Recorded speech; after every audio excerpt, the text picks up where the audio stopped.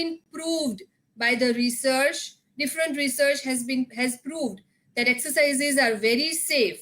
It will not increases the exacerbation of the breast cancer related lymphedema. Lymphedema will not increase by the exercises, but the condition, it should be graded, it should be gradual and under supervision of the therapist.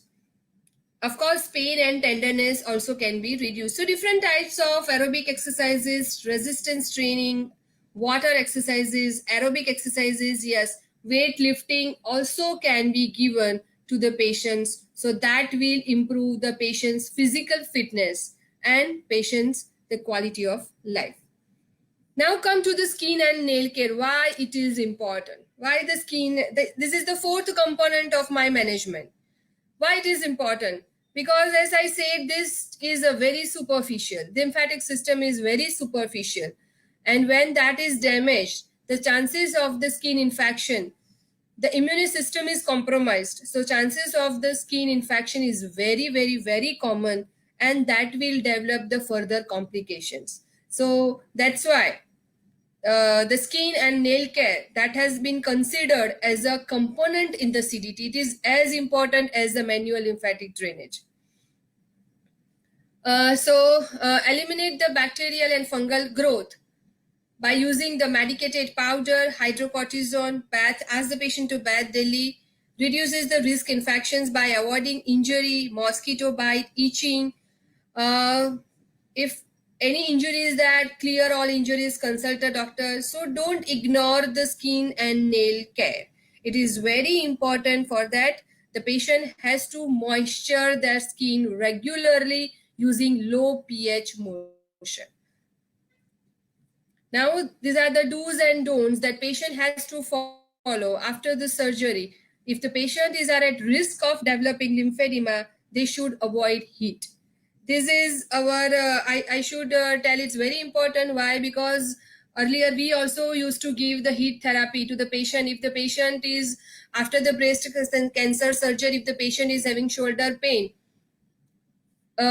we gave the hot pack and any hot therapy, but no, it's totally contraindicated. If the patient is at risk of developing lymphedema, if the lymphatic system is compromised, avoid heat. It's very, very, very important for the therapist.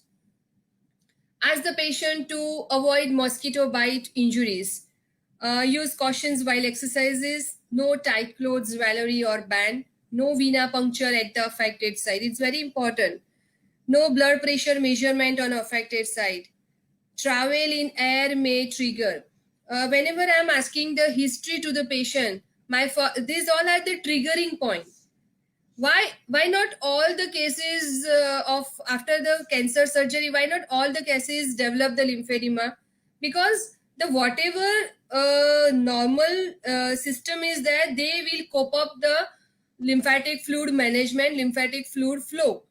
But when these all are the triggering activity which will create the lymphedema, right? So the triggering activity, most important, is traveling in air. Patient will give the history. I have developed the lymphedema after traveling in air. I have developed the lymphedema after the injuries or the mosquito bite. I have developed the lymphedema after the sprain and strain, or by wearing the tight clothes and ring, and after the vena puncture. So these are the very important instructions that we should provide to the patient, we should give to the patient, and is very, very, very important for the prevention of the lymphedema. As I said, our role is very important in prevention, and prevention is always better than cure.